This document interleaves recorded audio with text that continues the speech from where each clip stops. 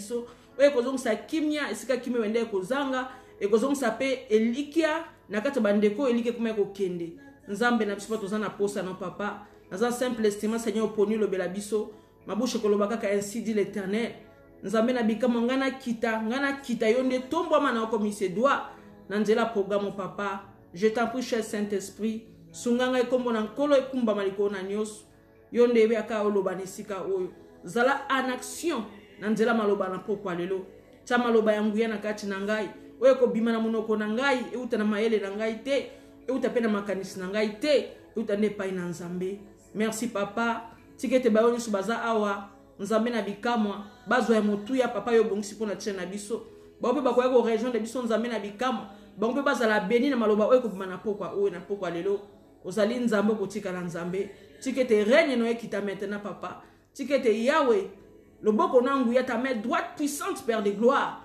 ezwa contrôle patozali papa Bible bi fait l'éternel te délise quand il nous donnera tu nous donnes ce que nos cœurs désirent papa yebi motema ndeko moko na pokwa oyo papa na nzela maloba no tozosala o délice na biso na pokwa lelo nzambe oza malamu na pambolo le Saint d'Israël Bible nyonso tokoloba na mabondeli tondima ete tokomona yango mpe kokokisamela biso Père de gloire par la foi naza kondima ete maloba oyo kobima awa eza lisungi makasi mpo na tia na biso kumbama libena libela na temeli nyonso zali ya yote kene musika na biso na kombo nyonso masiya papa tikete makilo na nguya esikola mitema epetola biso nzambe bomba biso couvrir biso bandako na biso penjela réseau o nzambe na bikamu na kumiso papa oza malamu papa na suka programme tokozanga te papa tokoya koloba noso sous merci nzambe reine Seigneur mon Dieu mo na nzela programme comme Emmanuel Seigneur mon Dieu mowa banda na biso comme alpha kususa na biso comme omega na kumiso nzambe oza malamu sois loué Seigneur sois glorifié par les noms puissants glorieux Seigneur Jésus-Christ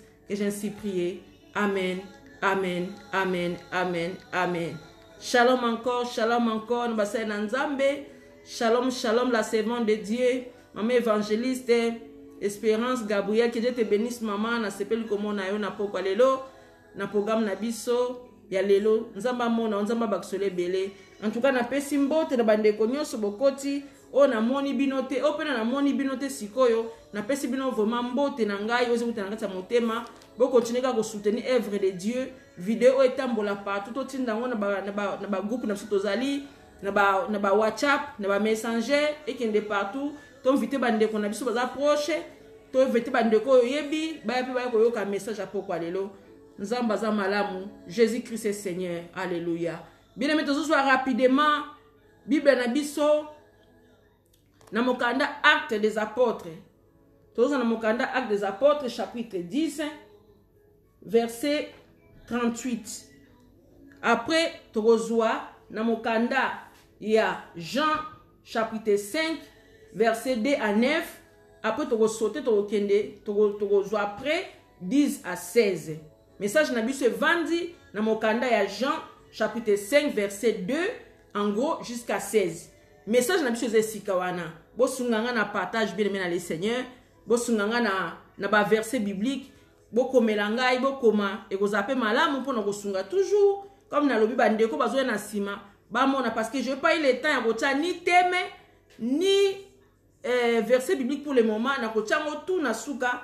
Na likolo ya vidéo to na kosilisa mais pour le moment na ndako pesa boye bino boko sunga ngai et puis boko tiango na ndenge boso koma na mirwana que Dieu vous bénisse nzamba pambola ndeko nyonso oyo azako koma nzamba pambola loboko nyonso oyo azako partager vidéo oyo merci tozoke na mokanda Actes des Apôtres bien aimé na le Seigneur na chapitre 10 verset 38 je lis la parole du Seigneur bien-aimé et si kozali fongola pe Bible na yo tangue longo moko na ngai ekozala malamu mingi pona ko vérifier toujours des écritures bien-aimés ezala te ke o mosala na nzamba lobaki ezaki yango wana te ezala malamu tango zoya na présence ya nzamba zoya koyoka mateya zala na Bible no zala accompagner na Bible na feuille na yo na bloc note eza très important bien-aimé na le Seigneur na tangi Actes des Apôtres chapitre 10 verset 38 Bible lobi boye. Vous savez comment Dieu a oint du Saint-Esprit et de force Jésus de Nazareth, qui allait de lieu en lieu, faisant du bien et guérissant tous ceux qui étaient sous l'impure du diable, car Dieu était avec lui. Parole du Seigneur. Donc, ça témoignage, o bazo pesa na kombo Yesu Masiya bazo loba ete to yebi ndenge Yesu wande ko tambola. Awande ko sala mission na ye. Ya ko kende par-ci partout par là, ko kende ko bikisa batu oyo bazaki oppressé par les esprits démoniaques. Oyo ze ko rendre bango malade et bande ko rendre mon état moko ya pasi. Alors Yesu wande ko tambola justement pour na ko sunga et pour na ko sauver. Wane zali pour na ko yeba par rapport ya mission. Oh, Yesu bande ko sala. Alléluia. Tant zaki 100% homme, 100% Dieu na mokili o ya biso. Est-ce que je parle à quelqu'un? Wane zali ka pona ko sala entre parenthèses pour to yeba rôle à Yesu Masiya bande ko sala. Message je me connais à lobby ça mokanda Jean, toujours qui est rapidement maintenant na mokanda Jean chapitre 5 verset 2 tokotan à partir de 2 jusqu'à 9. Verset 2 jusqu'à 9. Et la suite, tu connais après, pour thème na biso zali caché, na deuxième partie à partir de 10 à 7, thème na biso za côté kuna. Mais na tangi tozo tanga rapidement bien aimé, na mukanda ya Jean chapitre 5 verset 2 à 9. Je lis la parole du Seigneur et si ko zali ndeko noter pe eza malamu nzamba mona biso nzamba pambola biso. Bibelo biboye. Or, en Jérusalem près de la porte des brebis, il y a une piscine qui s'appelait en hébreu Bethesda et qui a 5 portiques. Sous ces portiques étaient couchés un grand nombre de malades, des aveugles, des boiteux, des paralytiques qui attendaient le mouvement de l'eau, car un ange descendait de temps en temps dans la piscine et agitait l'eau. Et celui qui y descendait le premier, après que l'eau avait été agitée, était guéri. Quelle que soit sa maladie. Là se trouvait un homme malade depuis 38 ans. Jésus l'ayant vu coucher et sachant qu'il était déjà malade depuis longtemps, lui dit, veux-tu être guéri? Le malade lui répondit, Seigneur, je n'ai personne pour me jeter dans la piscine quand l'eau est agitée. Et pendant que j'y vais, un autre descend avant moi. Lève-toi, lui dit Jésus, prends ton lit et marche. Aussitôt cet homme fut guéri, il prit son lit et marche, parole du Seigneur. Comme je dis bien aimé dans le Seigneur, nazo katana nouana, nazo soukana nouana, na nef, to rejoint deuxième partie après. Alléluia. Balobi na mboka wana na Jérusalem. Ndenge so mesana ko tambola tambamboka bamboka. Alléluia ni totaki na mokanda acte des apôtres. Babi yeso akomaki na mboka wana na Jérusalem. Babi kuna yaki na porte kuna, na porte wana kuna, il y avait une grande piscine. Et bien kamaki na kombo na ndenge na langue na bango hébreu bandako bengo Bethesda. Kuna piscine wana ezalaki nikima ezebikisa babeli. Mais à condition n'embelobi awa soki un ange aye aningisi bamoni kaka bango bakomona ange wana te. Bango bakomona kaka mai eninga. Ça veut dire bazaki tous leurs yeux étaient fixés uniquement na mai wana. Donc bamalai nyesu bande ko ya wana. Bébé ke muta ko kwa muta liboso yende muta ko bika. Alors bazaki bango so attentif, n'était so bande ko bouger. Si pas bande ko lien na habiter en tout cas, c'est sûr que bazaki vraiment très attentif. Bazo zela kaka mouvement. Donc mutuka komona donc on dirait batu wana bazaki ba malade bazaki lokola na loba bato baki marambango ba clete. Donc baza bien préparé. Bon zela ka so basali kaka sonnette kaka beti kaka pa babandi mbango. Kwa nini baluka nanya ko komanta liboso mutu ko komanta liboso yene mutu akozwa a gagner course wana. Alors babeli wana pe bazaki kuna. Bena bazaki na même état d'esprit. On dirait clete, on dirait sportif. Donc bazalaki prêt. Donc dès que moi ningani a sauté mbala moko babi ke muta ko kota nzoto liboso na mai yenda biki. Bien mais le Seigneur, c'était comme si c'était la course. Et cet homme bi besoin sabiso. A woman na malade ba mana likambu. Balobi 38 ans. Ah, ezali kama mukete. Balobi 38 ans. Na yebite na 38 ans wana. soka botama kindenge wana parce que Bible nous a pas mentionné. Ba pesi biso âge atata wana te. Ya cet homme, ba pesi biso âge na été. Ba obikaka ume na maladie 38 ans. Alléluia. 38 ans de souffrance bien aimé dans le Seigneur. Et puis azali balobi a azali na maladie ya paralytique. C'est-à-dire aza mutu moko donc ma colonne etambola kate. Nana sur bien sûr ça qui peut musika ma ya maïté. Mais rapidité, aozo rapidité ndeni. Ma colonne za kilo bien aimé. Ma colonne vi etambola kate, ma colonne za kilo.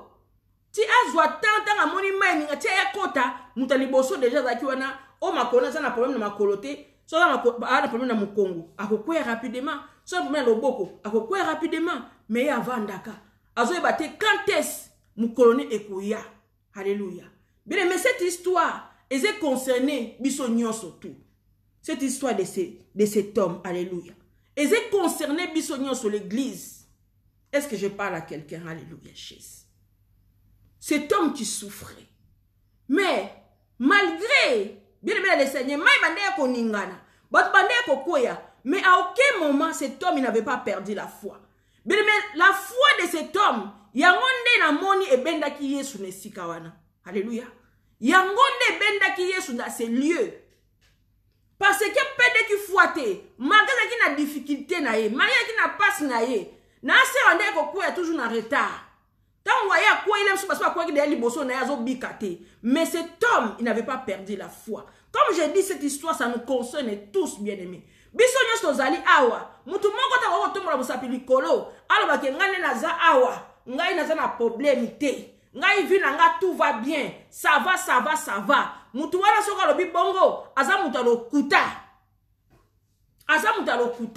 Mutu na mutu azali na ba problème na ye. Muna mutu za na makambu na motema. Muna mutu za na ba réalité na ezoko vivre. Est-ce que je parle à quelqu'un? Alléluia. Tout le monde a ses problèmes, bien-aimés. Ata ba président de la République, ata ba roi ya mokili oh bien-aimé. Muna mutu azana ba souci na motema. Muna mutu azaka ata ya réflexion. Azako se examiner na kati na ye moko. Azako mitala. Ndenge na Bible na mukanda Sophanie chapitre 2 verset 1. Donc muna mutu amikota kazoko examiner état d'esprit na ye. État ya nzoto na ye. Muna mutu avant la lemsa azaka ata ya réflexion. Lemsa nzela transport do tambolo zo réfléchir na makamba vie na yo. Est-ce que je parle à quelqu'un? Muna mutu azana likambu na ye.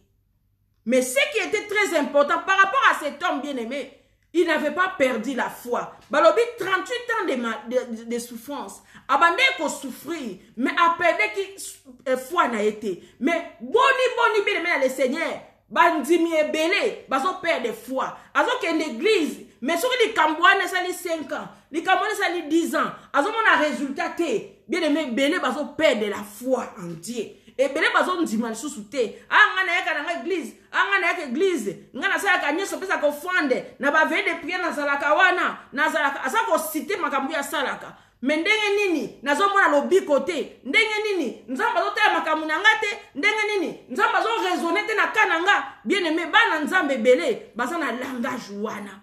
Mais cet homme, je ne pense pas à ce qu'il a un langage. On a comprendre que son état ils ont péché à quoi il a liboso. Mais malgré ça, bien aimé le Seigneur, malgré ça, azala toujours na konzima. Abande ko ba toujours nga un jour, nga pe na ko kwa ka mutaliboso. Est-ce que je parle à quelqu'un? Malgré ces 38 ans de souffrance. Abande ko ba na motema na yebi que un jour nga pe na ko kwa. C'est cette foi là bien aimé. Ya monde mema ki Yesu là ces lieux. Il y a un monde même qui parce que il savait, il connaissait son état. Mais parce que Yesu a pas état ya mwana mobali wana. A pas condition na ye, a pas souffrance na ye. Mais le quoi ya motuya kondima bien aimé. Kondima ya monde des produits des miracles. Alléluia. La foi, il y a monde produit les miracles. Alléluia. Et ça dans mon kanda Hébreu chapitre 11 verset 1. Là on nous parle de la foi bien aimé. C'est pour cela le diable et là quand il bossa combataka. Ezana biso ba na nzambe ezali kondima na biso ezali loko o moyini abundisaka ngotango nyonso. Pourquoi? Par rapport à ba souci, par rapport à ba difficulté oh yo nanga toujours traverser bien aimé le Seigneur.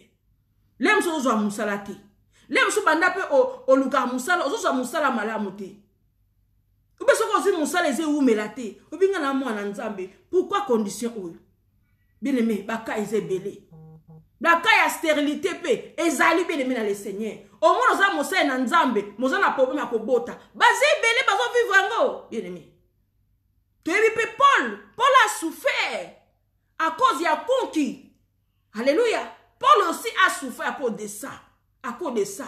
Sarah na Abraham a souffert à cause de ça. Alléluia. Bande kozela. Ba parents père Jean-Baptiste, Zacharie, bande kozela na Elisabeth. Bande kozela.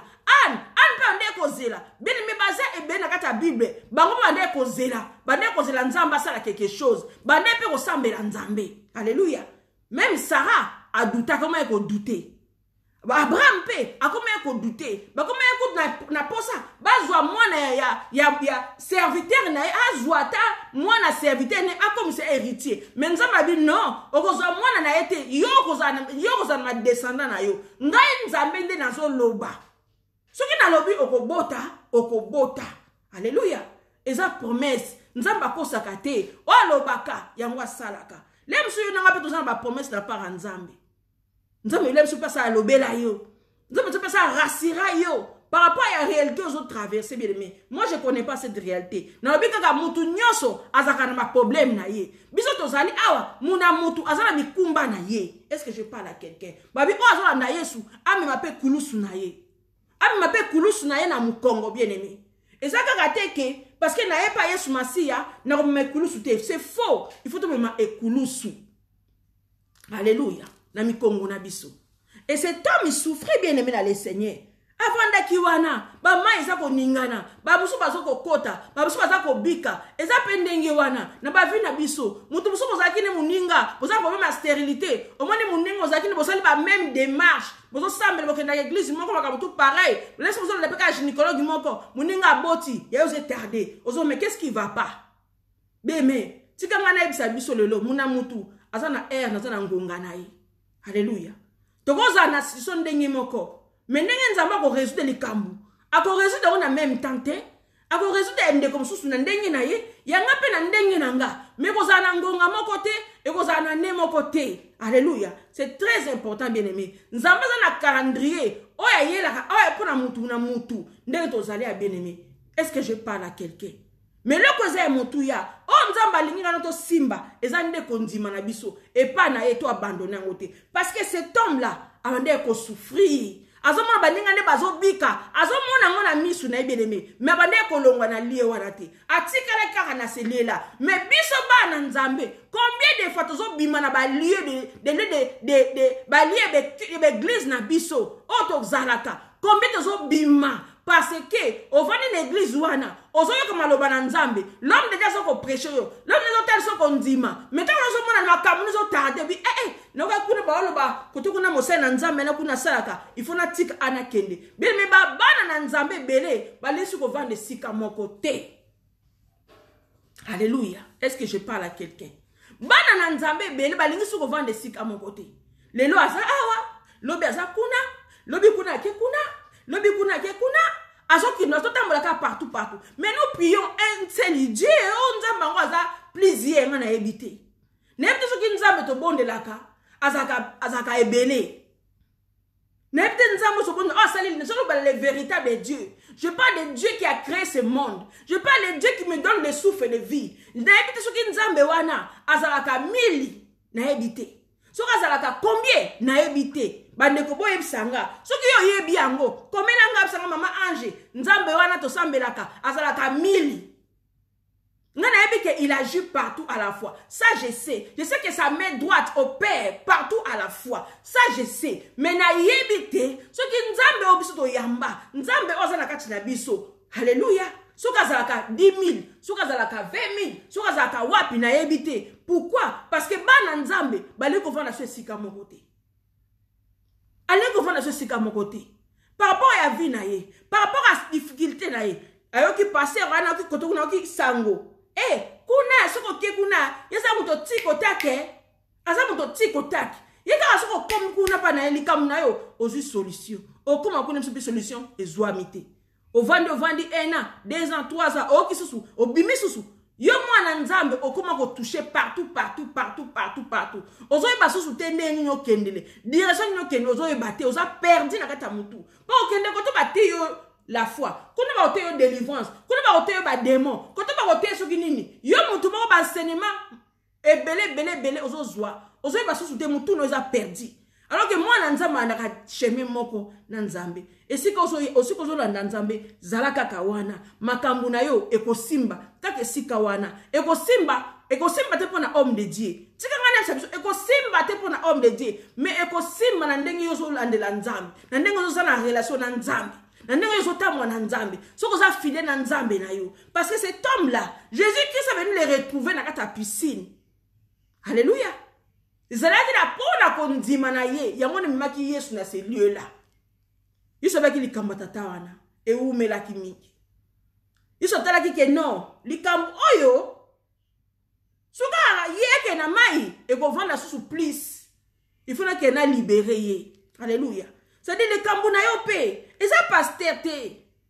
Eza papa évangéliste te. Eza prophète, eza relation na yo na nzambe bien-aimé na le Seigneur. Tika ngana yebisa biso. Eza relation na yo na nzambe. Ndenge zota mona nzambe, Dieu agira selon ndenge zota mona nzambe. L'homme de Dieu peut prier pour toi. L'homme de Dieu peut déclarer des choses. Mais ce qui zota mona malamu te bien-aimé, et vous avez une efficacité mina vie na ote. Parce que Bible biso ko za ni shoni foi, nzambe ko sanza. À quoi bon nzambe ko intervenir? Ce que zota mona ko banga nzambe te. Est-ce que je parle à quelqu'un? Jésus qui s'est venu parce que cet homme-là, il avait la foi, bien-aimé, en Dieu. Il croyait toujours. Même si tout le monde a besoin kende, on est au peu d'espoir. Abi bango pa eki na passe le kolanga. Parce que courage ko kwea avant nga na mai, babiki, nga pe na ko kwea kaka. Mais bien-aimé, cet homme-là, abika ki na maïté, abika ki pona kondima, parce que Jésus est venu le trouver. Ndebe na zo lobano bien-aimé. Kaka l'église ano kendaka. Ata pasteur azo te suki ndenge zo lingela nga na yebite. Mais eza question ya kondima na yo, eza question ya foi na yo, eza question ya marche na yo na nzambe. Ce qui doit ça kaka nzambe, zo craindre nzambe bien, mais tika nga na yebisa biso. Nous prions un Dieu véritable. Nous prions un Dieu qui sonde le cœur, les reins, nos pensées. Ayebi nyoso tu ya vi na biso. Ako lemba pe lo komo kote ya vi na biso. Il est capable de traiter ba dossier na biso nyoso tout, mais zala rester sur place. Comme cet homme a resté sur place. Restez sur place. Reste dans ton église. Continue à prier pour ton église. Continue à prier pour l'homme de Dieu. Ou si c'est une femme, priez pour eux. Bien aimé, des hommes de Dieu sont des hommes aussi. Il y a pas homme de Dieu parce qu'il y a homme et il y a bon zambé. Azape na besoin soutien prière. Le l'homme dit mingi. Ba monde la rassure pour ba sa na nzambe te. Parce que pour na bango, on sait la nzambe yé moi ba sambe la ponezate, yesa koki na ye. Non bien aimé, nous nous trompons. Les hommes de Dieu ont besoin aussi de nos prières. Bana na nzambe, moi na nzambe zo yo kangai, bondelaka mingi pour na pasteur na yo, bondelaka mingi pour ne tonga et kende liboso bien aimé. Ce sont des choses de jour d'aujourd'hui et l'église a abandonné. Bana nzambe vous prie que pour les propres soucis. Alors que tu as un boss en accueil, quand tu as un terme d'intercédaka, na faveur de notre personne, Nzambe achisaka rapidement, même pour ton problème. Pourquoi? Parce que Nzambe kotala yo, a besoin de ma difficulté, mais on a nos temps, il y a prière, il y a jeûne, pour l'église évoluer, pour Nzamba sala, pour te donner passer à zoteya, à la remplir de l'onction. Yon a nda kono bon de la Nzambe, on doit intercéder, Nzamba ko kanisela yo, a ko sala plus vite, papa li kambuna yo. Est-ce que je parle à quelqu'un bien-aimé? Il faut te saucer la eloko wana. Alléluia. Cet homme, comme j'ai dit, il souffrait, mais il n'avait pas perdu la foi. 38 ans de souffrance, bien-aimé. N'a évité les Camerounais, on se dit déjà combien de temps. N'a évité le problème de la stérilité, on se dit combien de temps. N'a évité le problème de la on se dit combien de temps. N'a évité les difficultés dans un ango. Sur combien de niveau, quel niveau, combien des années. Moi, je ne sais pas. Mon cadeau de Zéla. Ce que essaie déjà combien de temps. Moi, je ne sais pas. Mais moi, je ne sais pas. Mais ce qui sait, c'est Dieu. Nzamba lingana lobela likambo. Nzamba yekoluka a rassuré ndekomoko. ko bouger ton église au sambelaka. Ne bouge pas, bien-aimé. Reste là. Même si réseau est tondi, même si tu es sur Facebook, bien-aimé, mais si tu pries quelque part, reste dans ton église. Tu peux écouter les messages, l'évangile. Tu peux l'écouter dans le réseau. Et ça m'a bêté. Et ça m'a l'air pour la condimano. Mais ne fuis pas ton église. Pour le roi n'a mon na kimia na kebe. Bien-aimé, ça m'a bêté. Cet homme est resté dans cet endroit-là. Parce que le bic on est la kaka et sikawana. Mais ça a duré 38 ans. Est-ce que je parle à quelqu'un? Voilà ça qui première partie. De tolobaki, ye soyez, à monier, à tout nier, au lingo bika. Mais t'as la raisonnement monte, y a un bibi sur la raisonnement, mais il faut la renouveler. Mais elle a dit ça batou, il faut la renouveler. Je pense qu'il n'avait pas compris, sans sa question, oh Yesu, avec qui poser, est-ce que je parle à quelqu'un? Parce qu'il y a un moment où il faut qu'on s'en le renouvellement de l'intelligence. Parce que ceux qui m'ont dit, ils ont renouvelé. Souvent, tu as tapé à côté. Parce que tu as fixé toujours dans l'idée, des fois c'est fausse, des fois c'est négatif. Alors que tu as moi Nzambe, dans ma bonne ligne, il faut que Nzambe renouvelle mon intelligence. Renouvelle. Pour ça, très important, bien aimé. Nous prions un Dieu de profondeur. Alléluia. Nous prions un Dieu de profondeur. Il faut qu'on appelle tout ça la partie de profondeur. Alléluia. Est-ce que je parle à quelqu'un? Alléluia. Jésus-Christ est Seigneur. Jésus a posé une question capitale. Na malade. Alléluia. Bibelobi. Le malade lui répondit, Seigneur, je recommence à partir du 6. Jésus l'ayant vu coucher et sachant qu'il était déjà malade depuis longtemps, lui dit, veux-tu être guéri? Veux-tu être guéri? Bien-aimé dans le Seigneur, et ça question, et ça phrase, et ça question. Veux-tu être guéri? Veux-tu être guéri? Et ça les kambolobaka, oui. Yoka siko discours à malade. Ngana place wana, tu veux être guéri? Oui Seigneur, je veux. Mais yoka malade. Malade a répondre. A répondre à Jésus. Je n'ai personne pour me jeter dans la piscine quand l'eau est agitée. Pourquoi? Parce qu'il ne savait pas qui était devant lui. Yango wana pe ba nzambe belé. Parce que ne l'église, mais bien nzambe ana bonde la kate. Alléluia. Ayebi na nzamba bonde la kate. Ayebi na te wana saka ka boy. Parce que ayebi nzambe na yete. Est-ce que je parle à quelqu'un? Ayebi nzamba bonde la kate. Ayebi ka yamba na Yesu Masia comme mon Seigneur sauveur. Mais ayebi na Yesu wana te. Ayebi na nzambe wana te. Nzamba ko poko paraître liboso na ko comprendre loko mon côté. À comprendre le mon côté. Bible il faut tous un espèce de discernement. Tu vas discerner, tu vas comprendre langage en Zambé. Et bien bazana di mal ko comprendre langage en Zambé. Attends Zambé ko lobane, aye balete ke Nzamba lobane. Nzamba lobaka na loembo, Nzamba lobaka na prière, Nzamba lobaka na voix audible, Nzamba lobaka na prédication. Dieu nous parle d'une manière d'une autre. Même quand tu écoutes la parole, Dieu peut te répondre. Dans ma question, mais message les gens peut savoir réponse. Mais belle gens comprendre mais ça veut même pas qu'est-ce que Dieu doit me dire dans le message oyo nzamba zo balanga nini ngana comprendre awa nini ngana zwa nini ko sunganga nini ko edikenga nini ko consolenga nini ko restaurer vinanga et belle mo zo église mais ayoki mateya on dirait ayoki le côté abimi wana zéro y a rien a reçu rien. Ta réflexion, qu'est-ce qu'il a dit pour moi? Qu'est-ce que moi, ma part est wapi? La part du repas. Mon père est où? Nakata malobana. Et là qu'on est nzamba zolo belanga. Negi mama ange pa yeboy. Negi peto zo yoka. Et là qu'on dit nzamba zolo ngate yabiso par rapport à ces messages. Moi nzambe, on a un renouvellement de son intelligence. Yangonda ko se poser comme question tant zo yoka message. Et lui, Jésus l'a parlé. Il n'a pas su qui était devant lui. Il y a un peu de sa explication. Parce qu'il n'a pas compris. L'ange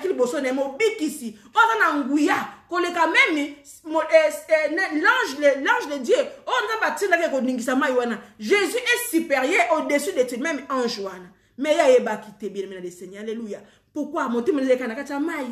Mais mais muta te meki liboso na azo yebate bien aimé alobi ha bien aimé na le Seigneur ngo futo sosola biso bana nzambe to sosola bien aimé malade alobi je n'ai personne pour me jeter dans la piscine quand l'eau est agitée et pendant que j'y vais une autre descend avant moi azo pesa explication na ye ce qui m'a ningani ngaso na kende na bit na koya il y a des gens qui mais il va poser une question entre temps tu veux être guéri yo comme explication bien aimé c'est ça qui arrive na kata bana nzambe ba explication belé sans fin quelque chose à me pousser veux-tu être guéri Zaki réponse oui amen Seigneur guéris-moi non parce que il avait la foi mais il connaissait pas son Dieu yango belé bana nzambe bazo vepe cette réalité wana. Alléluia. Bazo posa na kati na bango, naza na l'autorité, naza na le pouvoir, yako chasser, yako benga ba démon. Tout ça dans sa tête. Aza na ngote. Il faut que l'homme de Dieu prie pour moi. Il faut que l'homme de Dieu prie pour moi. Pourquoi? Parce que bazo tambola bien té. Avec que la conscience ne marche pas bien. Alors que là on na roloba. Démon ni kuta ko banganga. Ngamo na tambola bien té. Nazana na via kotonga, na via na via ko hina, nazana na via moko ndenge na, même si na mwana nzambe, démon ni pena songa na lobine démon bima démon okende. Ebi ke démon bima te? Ebi ke malobane za na nguya te. Alors qu'est-ce qu'il y a au sanini? Alors qu'il n'est pas l'homme de Dieu, papa bonde la ponanga, maman bonde la ponanga, parce que yé moko na kati na azana kondima te. Kondima les ala maloba au pasteur a oloba na ye. Mais maloba yé moko kondima kute zakuna te. Eza pasi mingi yango tozomona église eza évolué te bana na nzambe banda yamba Yesu Masiya la plupart azaka na niveau ya bébé spirituel a umeli asali 10 ans de vie chrétienne azosala oyo ba pasteur na ngoloba azana malformation et un enfant de Dieu. Donc, à malformation, à son colate, à son grandité, à son bébé, il va laisser papier avec un biberon, à y aller comme côté. Même avec un bon de là, avec un pied, dans son côté, il y a un cocanangate. Mais depuis quand toi tu as reçu Jésus-Christ comme ton Seigneur de ta vie, tu n'arrives pas encore, tu sais même pas encore prier devant les gens. Hé, il y a un cocaté. Mais non, bien aimé dans les Seigneurs. Non. Ils ont passé. Toujours quoi avancer. Mais les enfants des ténèbres sont plus intelligents. Parce que kuna ba sekakate. Kuna discipline. Ba nanzambe discipline exacte. Nous ne voulons pas se discipliner, nous ne voulons pas étudier la parole, nous ne voulons rien. Nous voulons seulement nzambe sunganga, nzambe bikisanga, nzambe kangolanga, nzambe salanga boui. Non. C'est pas normal. Yonga défendre batala rabiso boui. Baba ndoko senga wana totaloka boui. Silence total. On rata munga nzambe te. Ata mokolo moko te tiko kwa voir Bible nzambe. Jamais.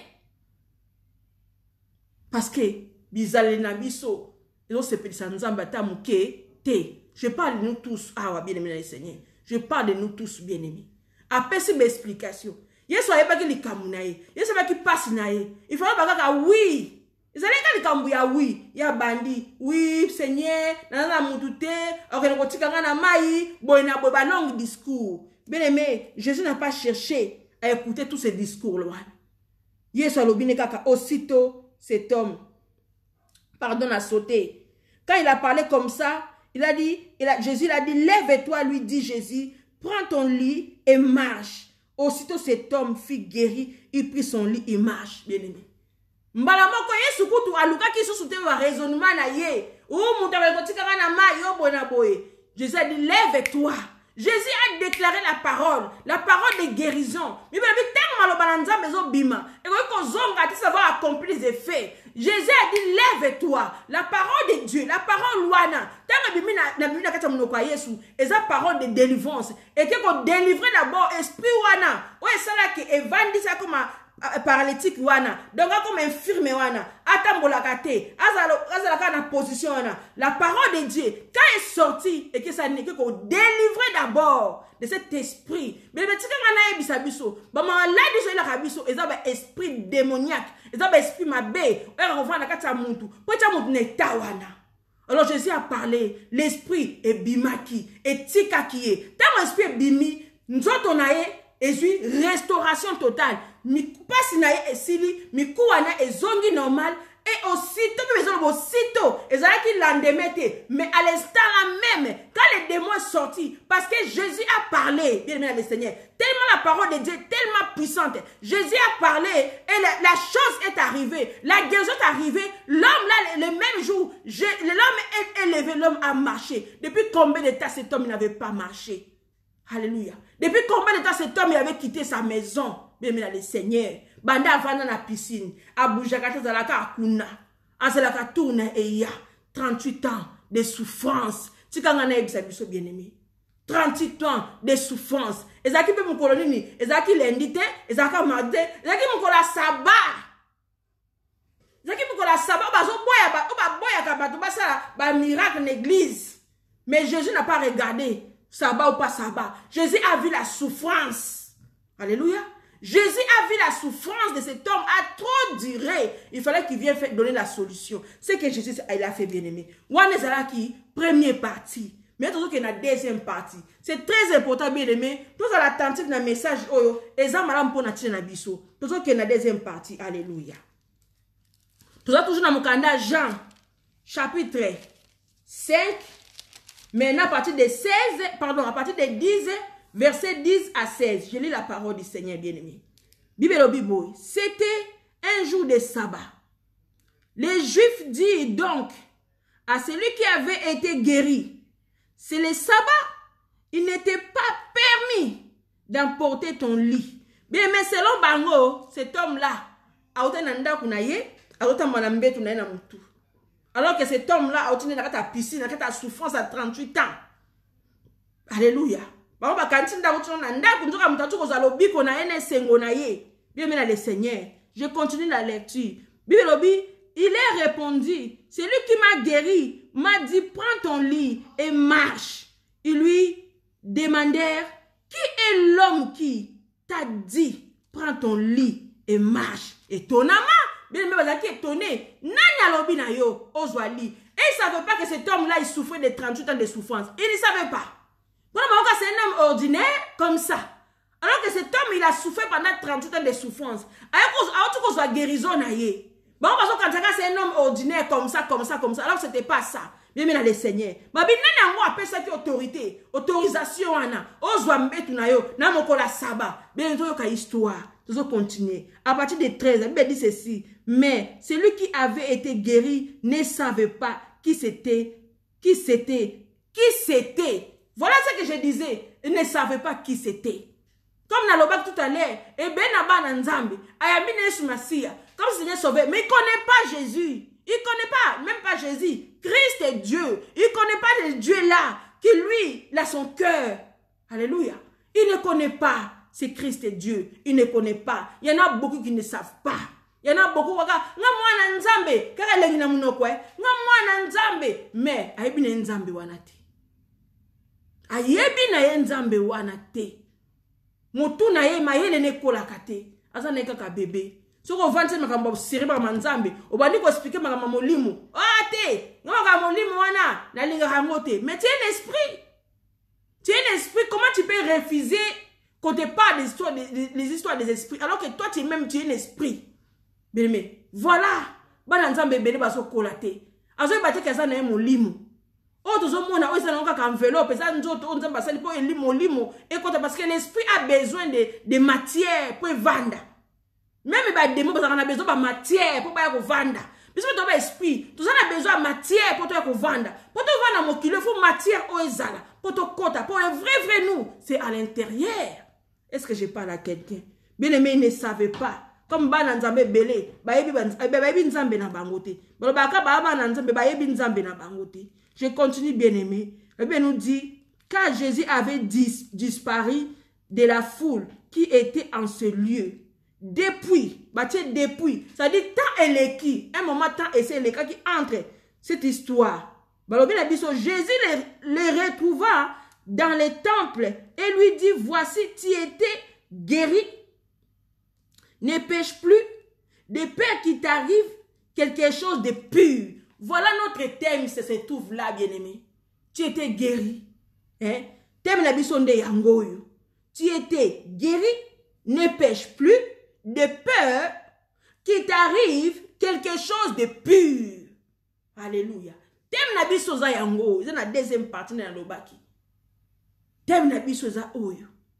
Yesa kutaki wapi na kati ya tempelo. Ayoko kumisa nzambe.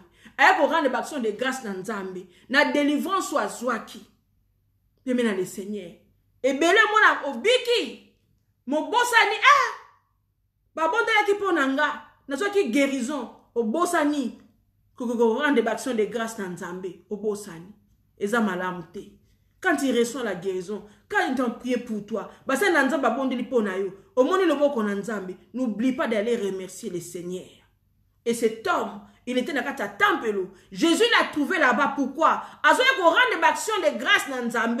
Azoye bisa nzambe merci. Na ndenge na azu guérison. Même s'il ne connaissait pas son Jésus-Christ, il ne savait pas qui était Jésus. Mais lui, il avait tellement la foi à Dieu. Voilà pourquoi Jésus l'a trouvé dans la quartier. Il y a église. Alléluia. Même si nous avons luka yo mwana nzambe, nous avons luka na présence na e, na prière, mais yo za ko nous obina na ofali. Yo za ko nous obina na masanga. Yo za ko nous obina suki na ba critique. Mais même si na moment na nzamba zo luka yo na prière, ba konvito ndeko yaka to bondela.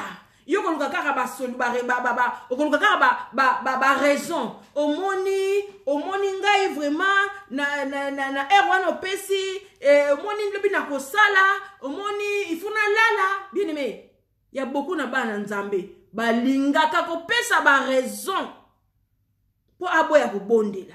Yo kanti prière à 5 minutes. Obi tata nzambe merci nongo batelinga jodi mobimba merci pesinga biloko kolia merci pona pema Seigneur limbisanga na masumu na sala papa yokilanga mawa petolanga na makena yo papa na komono sumasi ya mokono bikisi na boneli bo amen yo kanti prière na 5 minutes wane kokeli yo. Non bien aimé, Bible dit prier sans cesse. Daniel a prié longtemps. Daniel a prié longtemps à cause même de ses prières. Et comme ça qu'il donnait na kata fosse de lion. Mais à cause même de ces prières-là, ba lion wana bakoka kolia Daniel ti. À cause toujours na kata prière wana, loi wana kweke liboso à cause ka na kata prière, na prière wana peka loi est changé. Le roi andimaki nzambe ya Daniel. A tout ça ki nzamba Daniel, a monaki monene ya nzamba Daniel. Mais yo mwana nzambe, olingi prière à inerté, olingi prière à déserté, olingi te. Mais ceux qui babi bacha maboke, okoboya te. Tout ça baba musique à mokili, okoboya te ozala. D'accord. Anniversaire zali, d'accord. Ba fête zali, d'accord. Mais quand on dit viens tout ça ta veille de prière. Tout ça boutou moko ya prière, tout les lata mawana nzambe ma vie na biso, na via ba na biso, okomona baza mingi te, akondima proposition wana. Mais ça m'a dit que les bateaux sont uniforme, toko lamba, toko lia, toko tonga. Oui, okuta bon kune belé. Mais na munoko na na za mwana nzambe. Mais za mwana nzambe mudeni nini? Babi yaka to bonde to sala veille de prière okoboya, okolinga veille de prière te. Mais metika ngana yebisa bino biso. Ngazaki mutu soki veille de prière eza na église. Nanda ko sala travail de nuit, de fois que potare maladie. Parce que j'ai besoin d'être dans la prière. Mais metoyebi musala bouté potara mbongo. Mais nanda ko tala mbongo te, na otala nzambe. Na musala oyo ekotikala. Na yaki nakuta ki angona okende pe na otika. Mais nzambe te. Nzambe songa na se éloigner na epasse nde yanga ite. Bien aimé, moi des nuits, ba week-end, ndeko boya ko kende musala. Ce qui veut zali. Nous allons ba veiller ba fin du mois, jeudi, vendredi. Na binga na ko marketer, oza occasion pour na ba rendez-vous na nzambe. Eza ba occasion ko kuta na nzambe. Il faut na augmenter ba vie de prière. Il faut na oume la kamini na kata prière. Je te bénis maman. Maman Louisiana, tu nous as parlé hier de la prière, la force de la prière. Puis maintenant le Seigneur. Ce qui la prière était dans ma vie et tous les combats que j'ai subis, toutes les choses que moi j'ai vécues, si je na vanda ki na kate, so na linga qui vient prière te. Bien aimé. Na povra ki mbongo, ba tout le monde ngai na ki ma musala pour na veiller, pour na retraite jamais. Pasteur Azolo ba chata ba seya. Bo chata ba RTT. Les jours, il y a 3 jours à retraite au dans l'année. Batu banoko lingo tcha ba jour te likola mbongo. Allez ko tcha ba jour à repoter.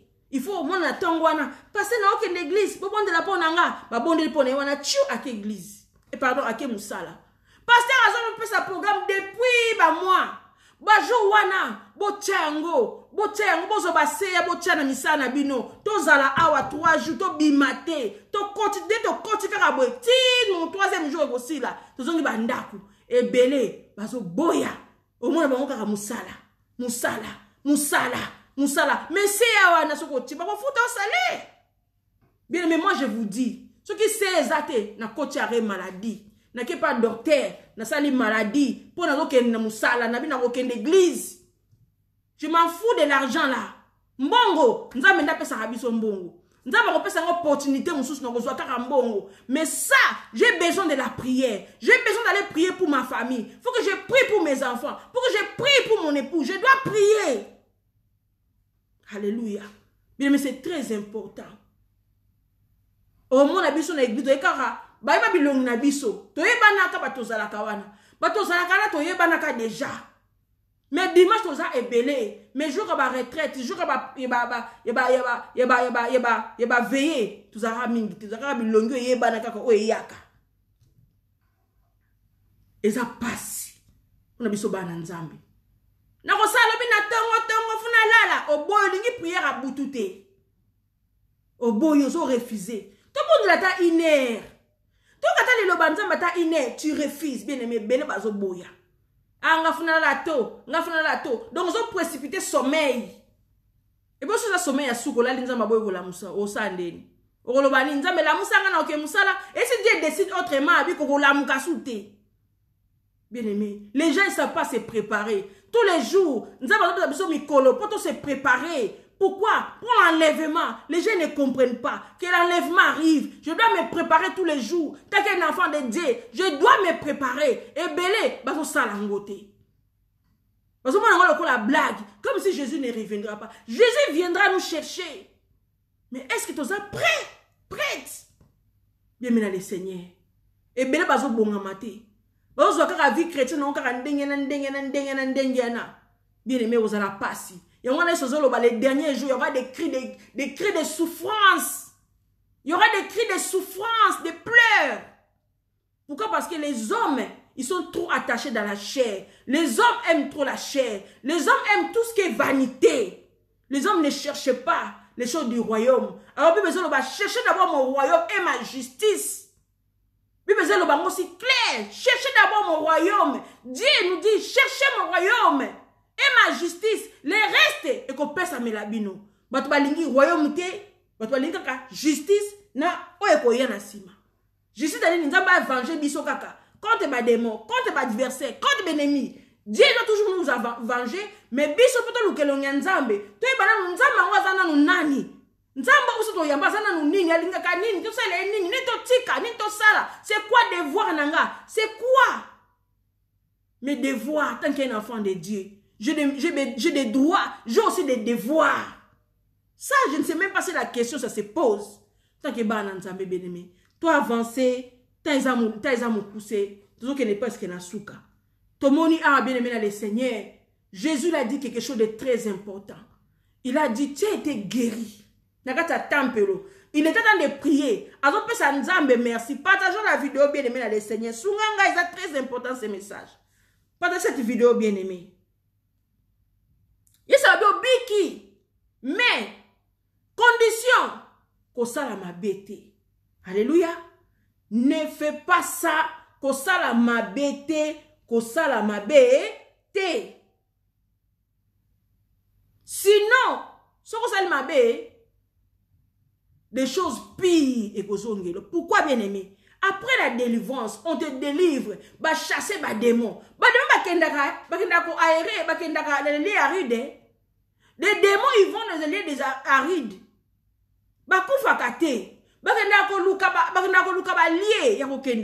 Rapidement, bien aimé. Et ça, il y a tout le rapidement. Tout à la Esaïe chapitre. Wana ozonge lango si mezaï tozonge na Matthieu chapitre 12, verset 43 à 45. Là, on nous parle des effets des démons, de manière qu'il s'agisse, ceux qui, démons, et ça la kandeng. Matthieu chapitre 12, verset 43 à 45. 43 à 45. Matthieu chapitre 12, verset 43 à 45. Je lis la parole du Seigneur. Bible dit, lorsque l'esprit impur est sorti d'un homme, il va par des lieux arides, cherchant du repos, et il n'a trouvé point.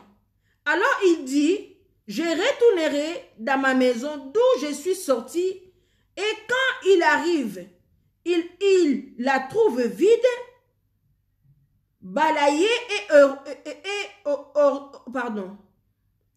il la trouve vide, balayée et ornée, il s'en va.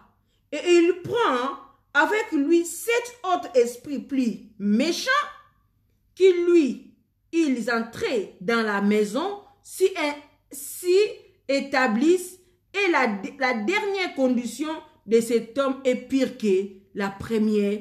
Il en sera de même pour cette génération méchante. Ça, c'est la parole du Seigneur bien-aimé. Est-ce que je parle à quelqu'un? Balobi ba démon bako bima bako kende. Bako kende parce que aujourd'hui délivrance. Aujourd'hui délivrance. Ils vont partir.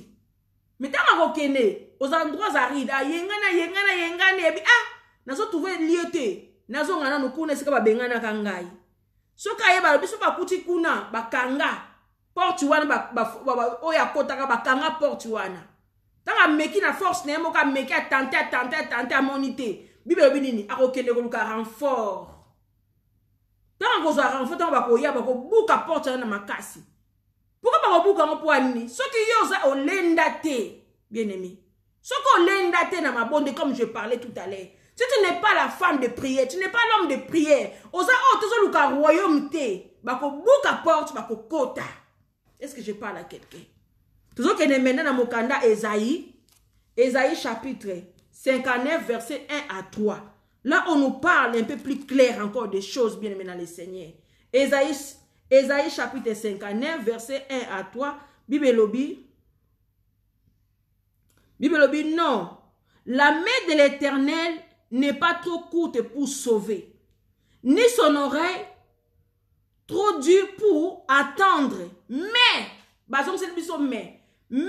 ce sont vos crimes qui mettent une séparation entre vous et votre Dieu. Ce sont vos péchés qui vous cachent sa face et l'empêchent de vous écouter, car vos mains sont souillées de sang et vos doigts de crimes. Vos lèvres profèrent les mensonges. Votre langue fait attendre l'iniquité. Est-ce que je parle à quelqu'un? Yango Jésus obiki.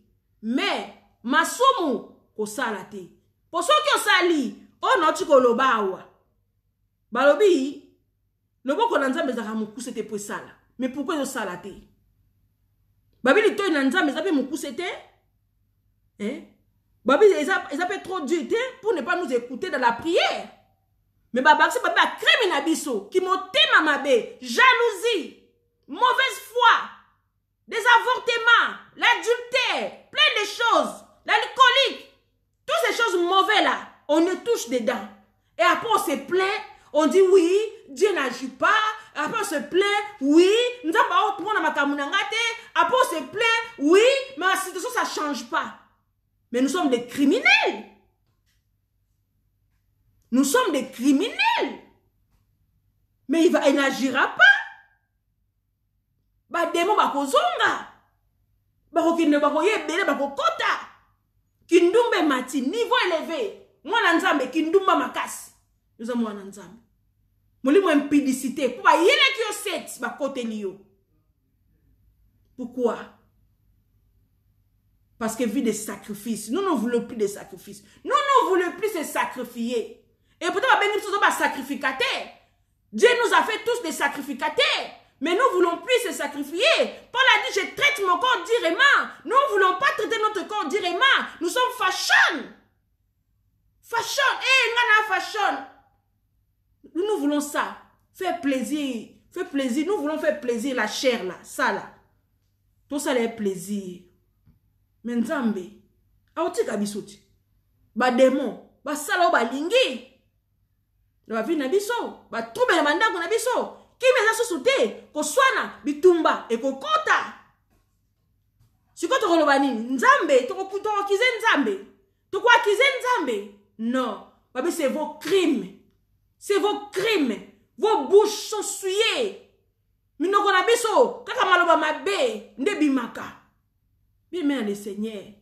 Tant nga otala biso nzamba otala biso bitala bana nanga vraiment. Quel comportement. Babi cette génération méchante. Bien mais le Seigneur. Nzamba osepela te. Nzamba osepela na biso te. Nzamba osepela na comportement na biso te. Nzamba osepela na jugement na biso te. Dieu n'est pas d'accord. Yango yeso tia en garde. Alabi obiki mais masumu kosala te.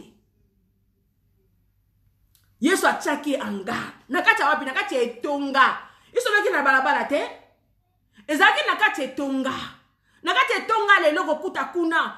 Nakati etonga division nakati etonga. Nakati etonga kokuta kuna koinana. Nakati etonga mona kuna sika kindokeza makasi. Nakati etonga mona kuna sika batu baboka naka ba jeton, batu basola kate, hypocrisie. Nakati betonga. L'hypocrisie. Il n'y a pas la sincérité. Nous ne sommes pas sincères. Nous ne sommes pas honnêtes. Tout ça, l'amour du prochain là. Oh, nous avons passé tout ça, nous exact. To linganité. Tout ça, nous avons to linganakate. To yinana na biso. Tout le baka vérité. To yinana. Nous ne voulons pas se soutenir. Non, on a soutenu pour la ligne. Pour que nous liboso, pour y avoir une ligne de dandier, y a des baye, pour une vidéo de tambola, nous partager, pour une nabenga batu pour na ye, y a des bana. Bien aimé. Oh, y a la sens ni. Comme on est sur des tombouama. Monseigneur Nanzambe a solo, aza mutoza na humilité, a kitaka, a dans la besoin de na succès, a kitaka. Sauf ceux qui nous amènent à foulaï. Mais oh, azo banga Nzambe a mi kitisaka, aza na molimo gaieté, aza na molimo ko kitisa, aza na esprit, molimo ya kosunga, molimo ya compassion, molimo bolingo. C'est ça notre nature, parce que notre Père, il est comme ça. Et comme il est comme ça, biso to bimi na kati na ye, il faut to za lokola ye. Est-ce que je parle à quelqu'un? Alléluia. Jésus. Bien aimé église qui na ko kufa. Parce que ma belle qui na kati église au mona, oh lobi na ngata mama kapinga, protocole na ba bazo ko tchana bazemi kuna. Na kati église, na ba protocole ba genda église, ba landaka mateya te. Ba oka ba kotaka batu na kati, ba landaka mateya te. Mutu soka ye ala tse place. Landaka mateya te. Ogomona bango bazawana soki bazo yemba ye jouer sécurité abina kate ayembela kanzambe te na jouer sécurité attends ozo na kate église protocole so yego mois d'adoration bien sûr il faut yembela nzambe ozo gendarme te ozo policier te tu es dans la présence du Seigneur yo yaki ko jouer gendarme ou bien oyaki ko kumisa nzambe ou bien ko lukelo ngina nzambe bien le Seigneur. Voilà ce qui se passe au jour d'aujourd'hui dans l'église. Aujourd'hui, yango Yesu, ayaki ko benda elito inakate église. Tu es guéri, mais ne pêche plus. Sinon, ouais ko yela yo et ko la pire. Voilà ce qui nous arrive, bien-aimés. C'est le pire qui nous arrive. Kim tozangi kimia, banda ko na biso kimia zate. Mapota na biso kimia zate. Nous avons toujours des problèmes. Kimia zate ba maman. Tozangi kimia, c'est la vérité. Pourquoi mitema na biso eza mabe to linganité. Nous faisons semblant, tout ça semblant comme si to linganité, tout ça kana molimo ko détester. Non, notre Dieu nous aime, lui a inakate, mais molimo ko ina, eze uta wapi. Pourquoi? Parce que les 7 démons sont rentrés dans notre corps. Nous pousse y avoir de ce genre de comportement wana yako ina yako critiquer yako sabo non yako baisser muninga yako mona ngane za likolo ngane na yebi koleka yo ngane na yebi bible koleka yo ngane na yebi ko décortiquer ngane muzamba lobela kanga ngande Bien aimé dans le Seigneur. Dieu a donné des dons pour nous toi ça la ndenge pour les salles qui de liboso. Nous avons besoin de que yo za likolo ya na c'est non. Apesi ba do wana po to sale la ebiso nyonso. Po to luka ba am ba brebis égaré po ekene to luka ba mo. Pardon, to luka ba brebis égaré to kote ba mo na kati ya troupeau. Na kati ya bergerie. Biso peut se soucier. Ndenge maman na biso maman Rita, étoile qui brille. J'étais tellement heureuse quand je l'ai vu attendre crier à Château Rouge. Répentez-vous.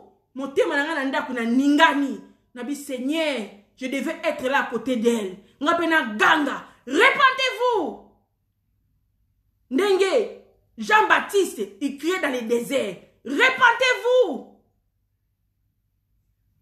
Bien mais le Seigneur. Et bien là, bakufi na Covid partout. Bazu ten okuta na nzambe te. Bazu ten ko eba pe nzambe te na ba vie na bango. Bazu ten wana te bien aimé. Mais c'est trop tard. C'est parti, c'est fini. Quand j'ai vu ma Rita so salango, na vani na ndako malgré santé na nga eza dérangé. Na bi ma Rita so rabisa nga projet yo. Nengana sa te fort na mi benda tanzoto nga pena kenna belle la repentez-vous. Jésus-Christ revient, repentez-vous. Quittez dans les mauvaises voies, venez en Dieu. Dieu vous aime. Jésus s'est donné à la croix pour nous, pour les pécheurs. Elle est là même, je l'ai écrit. Si elle est là, elle sait. Na komela kena mimbala sima, yebi sangai. Na kende, to belle là. Bien mais combien to belle la kasusu? Yako koluka ba amne ba ndenge ba témoin de Jéhovah, ba lembakate ba témoin de Jéhovah, ba kenanga ko pete ba porte ba témoin de Jéhovah. Bazo évangéliser. Mais nous les chrétiens, nous allons pas de porte à porte. Même là-bas voisinage, tu prêches à kate. Na musala, tu prêches à kate. Tu prêches à kate. Tu banga kanini. Et là, on dit que tu banga po bana mutu nzamba lingio. Nzamba lingio ma sœur. Pourquoi? Parce que nous-mêmes, tu as changé, tu as brisé, tu as brisé, tu as changé. Tu as mutu nini. Au côté ya mutu nini, tant que yo mo changer, tu as brisé te. Mutu alors yo ko kutu ndenge nini. Pas mutu yo kayo, il faut mon non changement. Il faut mon changement na kati na yo. Yo besoin moi na nzambe, mais faut y monana na bizaleli, na maloba, na comportement. Il faut monana. Ce que monani. Bango ba komona ke no ya la différence. Parce que même il y a la différence. Na ba obazo c'est la nzambe, na ba obazo c'est la nzambe te. Mais si différence est zate, comment trotter à kuna na kati église, pardon na kati na misala na biso, to kote ndenge nini. Na mabota na biso, to kote ndenge nini. Pourquoi? Parce que nous ne sommes pas brisés. Tout simplement, les démons là, ils sont là. Nous ne sommes pas brisés. Bien aimés. Tant que moi en Nzambe, nous devons demander brisez-moi en Nzambe. Nous devons demander Seigneur brisez-moi, brisez-moi, brisez-moi. Nami kita, buka oso za la kati nanga, buka ngai Nzambe, buka ngai. Bible dit d'autres Dieu il fait grâce aux humbles. Nous sommes humbles du cœur. Seigneur longolanga autre, ce que j'étais ancien moi. Otenga ancien moi otenga. Bien mais c'est ça que nous devons dire dans nos prières. Seigneur, autre ancien moi, la guerrière là, oh azakaka boimuno comme noko, alanga bitumba. Seigneur, longola, brisez-moi, changez-moi radicalement. Mais comme les apôtres, nous avons vu des changements. Apôtre Paul, quand il a rencontré Christ, il y a eu les changements qui s'est produit dans sa vie. Il a servi Jésus jusqu'à dernier souffle. Abi na kimi na sali na kimi na bundi bitumba. Ya makasi pe na longi akomi na suka asela ki nzambe ti na suka malgré ba prison alemba kité alemba ko sela nzambe te. Ils ont souffert des anciens bien-aimés et biso bandimi alelo to lingi souffrance te to linga bonnet sacrifice to lingi te souffrance to lingi te on veut rien. Nzambe kaka asala biso. Non bien aimé, ça marche pas comme ça. Jésus a dit ce qu'on sali masumu, le pire viendra. C'est ce qui arrive dans nos vies, c'est le pire qui arrive. Le trouble dans nos vies bien aimé. Mais nzamba lingi bongote, nzamba lingi to mitala na baki na mokanda, pardon, excusez-moi, dans mon canal, il y a Sophonie, chapitre 2, verset 1. Tous ces examiner. Tout ça, les amène de conscience. Tomitala, là où des choses qui ne vont pas. C'est pour cela. Vous priez, mais vous priez mal. Vous demandez mal. Voilà pourquoi on reçoit peu. On reçoit peu. Parce que, ton matin, Seigneur, brisez-moi. Non. Seigneur, change-moi. Je ne veux plus être ce que j'étais. Je veux être un homme nouveau réellement. Quand on dit l'homme nouveau là, c'est vraiment l'homme nouveau réel. Bien aimé, Mikou a Élysée et c'est que sera mon tour dans cimetière. Imaginons ça. Mikou a ils ont une onction. Pourquoi? Parce que cet homme a craindre Nzambe. Mikou a une onction. Nous t'a couvert, mais n'a touché Mikou a nous t'a sécuit. Mais il faut voir. T'as la puissance. Na Mikoua, bien aimé, na Mikoua. Attends. Mais c'est Mikoua, na biso rose ça nan. Mikoua ya biso rose ça nan. Ya biso rose ça nan. Mikoua na biso. Eli ya Eli. Ba Eli et comment ko seku sabatu. Et comment ko big sabatu. Ba bilili ba sai na nzambe. Bilili kaka pamba. Muta akuta dikane Lili ya biki ne lilingi. Bien aimé. Et bon ba bilili ngi na biso. Et bien que ça banane. Tout se poser des questions. Examinez-nous. Et lilingi na biso. Quand est-ce que bien que ça est monté? Lilingi na biso. Quand est-ce? Tout le temps, on a bandera partout.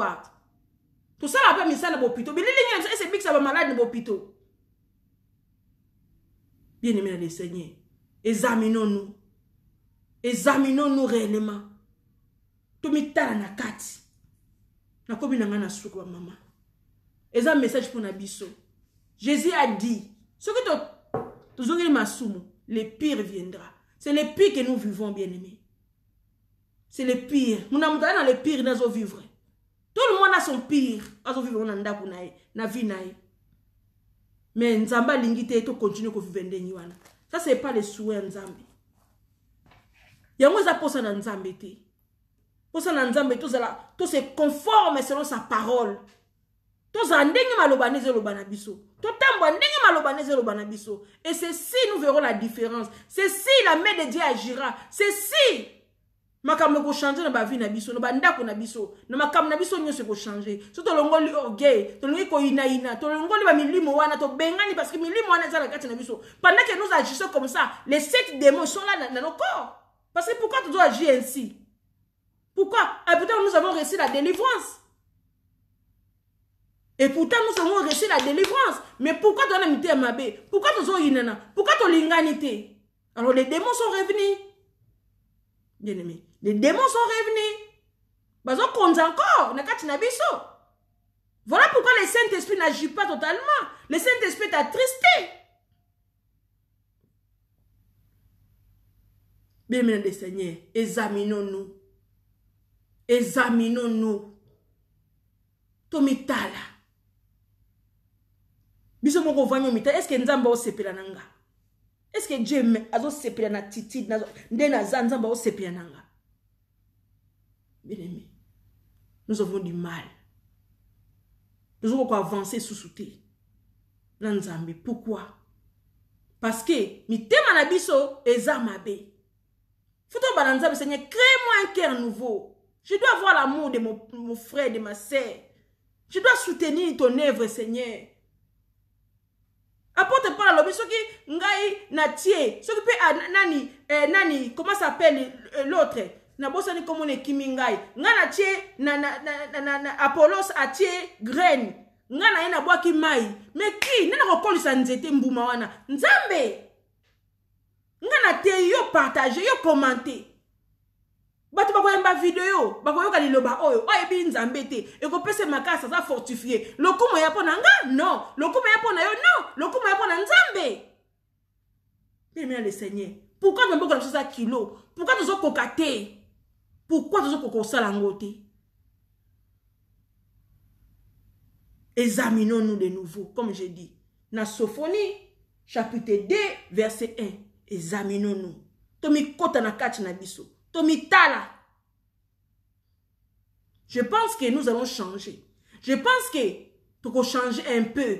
Tu peux senga vraiment na nzambe. Nzamba sunga biso. Molimo santo kamba biso. A changer biso. A briser biso. Tozana bomoko. Tout va reconnaître la mutu. Ce que les kambusola na ser na yo. Yo solobi, prends ton frère. Ce que zana mukanisi na mutu moni keza likam. Solo na ndeko na yo. Me bandimi alelo o. Oko sola na no nzo ke ko tumbola ye. Attends. Oko benga ma sœur, mon frère, to solo na likam to chona mesa. On dirait ok o tumbola. Donc on n'arrive même plus à avancer. Mais to lobi to zabana na nzambe. Non. Tozo linga Biblia o to lingo to sa Bible te. Maloba na nzambe to lingo to sango te. Yamba lobi bana nzambe bana satana baza intelligent que bana lumière. Nous sommes des lumières mais regardez nos comportements. Bien mais comme na souka na ju tambelé. Il fallait que message bima. Il fallait que to mizonga bien aimé. Jésus revient réellement. Et c'est ngona na lobaka na nzambe tous les jours. Batu nyoso o nzambe zo permettre ngana yeba bango na mokili. Nzambe na ngai. Sala biso grâce. Tokuta na lola. Ça c'est dans ma prière bien-aimé. Na bin nzambe zo kuta nsangana ba sœur nanga, na ba frère nanga na mokili oyo. Mais le jour tu viendras, tokuta na lola, to yambana, to sangana, to kumisa nzambe, to embela nzambe, to adorer son nom, to élever son nom. Bien-aimé, ça c'est comme ça moi j'ai réfléchi. Parce que j'ai dit nous sommes une famille, le corps de Christ. Nous sommes réellement une famille. Ce n'est pas seulement à parler, c'est réel. Nous sommes une famille. Bien, bien, les Seigneurs. Ce qui est dans mon thème, nous sommes vraiment réellement une famille. Nous avons du mal à soutenir Missa Nanzam. Nous avons du mal à soutenir Moté. Nous avons à peine un kilo mon copété. De se soutenir les uns les autres. Biso nyus tuana kata bilanga. Biso tout tozana kata bilanga wana. Bilanga wana biso tout tuana kachikuna. Bien-aimé, notre Dieu nous aime. Ce qui est plus important, il nous aime. Il nous a aimés. Il nous a aimés comme ça. Il nous a pris. Mais il veut que tout change. Tout change réellement. Merci pour la patience, Nabino. Merci pour soutenir, na partage, na commentaire. En tout cas, Nzambe nabiso, amo nabiso pambola biso, to bondela Nzambe, to senga lisungi, to balanzamba limbisa biso, na ba comportement nabiso, na ba ajustement nabiso, to zaki incrédule. Makabiso zoye bato sa makamoko loka bato mito etambola te, to balanzambe limbisa biso papa. Sunga biso na mokilo to zali. Kolo kangola biso, deliver biso na ba 7 démons ba kende misika na biso. To lingi via kotonga sute. Tolingi ako inate, tolingi ako cholate, tolingi tozana bolingo. Les uns les autres. Prions bien-aimés pour la parole. Prions bien-aimés. Alléluia.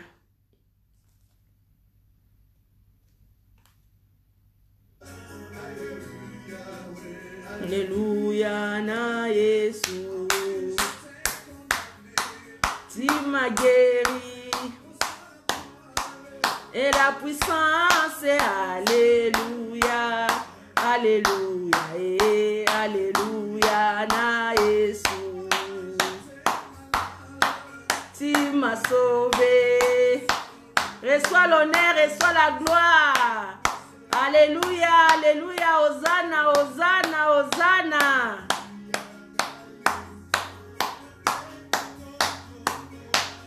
Ngongo, poto kumisa. Toningisa ngwende na nzambe, toningisa bana nzambe, to bondela, toloba na nzamba za malamu, ayokela biso mawa. Ayokela biso mawa za nzambe na bolingo, alléluia. Oh Seigneur mon Dieu, mon roi papa, je te bénis, je te glorifie le véritable Dieu. Kumbama libena libela nzambe na bomo. Merci pour ta parole et révélée ce soir pour nous papa. Toi qui nous connais mieux que nous-mêmes, Seigneur mon Dieu, mon roi. Toi qui connais nos profondeurs, Seigneur mon Dieu, mon roi papa. Yawe tikete maloba o nzambe kendeka na mupepete nzambe na bomo. Maloba o est saisi réellement mitema na biso papa. To se remettre complètement en question, Seigneur mon Dieu, mon roi. Nzambo sunga papa sunga biso molimo santu kamba biso. Sunga biso to bima na ba vie ya kotonga ya kochola ya koina. Wane zali nzira na biso te. Wane zali bonzambe te. Sunga biso na bomoko Seigneur. Nous avons compassion na mitema na biso nzambe. Tous se compatir avec les uns les autres. Tous lingana les uns les autres, Seigneur mon Dieu, mon roi. quel que soit statut de Nzambe, mais bolingo na Père de gloire ya monde régner. Bible l'amour supporte tout. Papa tikete bolingo na yo papa, ne tondi sa manamite manabiso. Pesa biso posa soif, l'envie Seigneur mon Dieu mon roi, ya ko lingana, l'envie ya ko umela na présence na yo, l'envie ya ko parler de ta part Seigneur mon Dieu mon roi, l'envie de prêcher la bonne nouvelle partout Yahweh dans le monde. Ozali nzambe ko tikala nzambe. Papa tikete liloba o ezala mbeli, e kota la mitema na biso papa, et comme un poignard, ezala gravé, na mesa mitema na biso, to bungisa maloba o te papa. Cet homme de 38 ans a souffert qui m'a pédé a gardé jusqu'à un jour, Seigneur, tu t'es levé pour lui, papa. Au même lieu guérison. Qu'on le lève toi aussi ce soir. Pour n'abisso toki maloba o nzambe. Na baba bandaki na comme na suka nzambe kolo maloba est touché biso nzambe na ngai. Et même ma changement, transformation dans ma vie de totalement mon Dieu mon roi. Ozali nzambe mon nene. Ozali nzambo salaka. Merci pour tout papa. Merci pour ta parole. Soko salinga sous grâce Seigneur. Na kozonga sous na mokolo mosusu. Je viendrai encore parler Seigneur de ta part. Na oyo ko tchana kati na nzambe na ngai. Kumba malibena libela Père de gloire. Jona yo lokumu. Par les noms puissants glorieux Seigneur Jésus-Christ que j'ai ainsi prié. Amen. Amen. Amen. Nous acclamons pour le roi des rois. Il est fidèle, notre Dieu, il est amour. Tobeteli maboko. Azan zambe malamu. Azan zambe na mawa. Azan zamba bongwanite. Azan zamba salaka na ye. Asalaka na bao bazoluka ye. Amimoni sama na bao bazoluka fasi na ye. Azan malamu. Merci ba maman, merci ba papa. Je vous aime beaucoup. À bientôt, à lundi prochain. Ce qui nous amène à percevoir sous grâce, tu vas à wana. Ce qui colle à zongité, tu vas sous lundi prochain. Poto lo basu o nzamba ko tana kata mitema. Nzambe nangana lola mona biso, apambola biso ba mama, apesa biso makasi, asunga biso, atondisa biso na bolingo na ye. Merci, merci. À bientôt. Bye bye. Bye bye. Merci. Bye bye. Au revoir ba maman. Au revoir ba sena nzambe.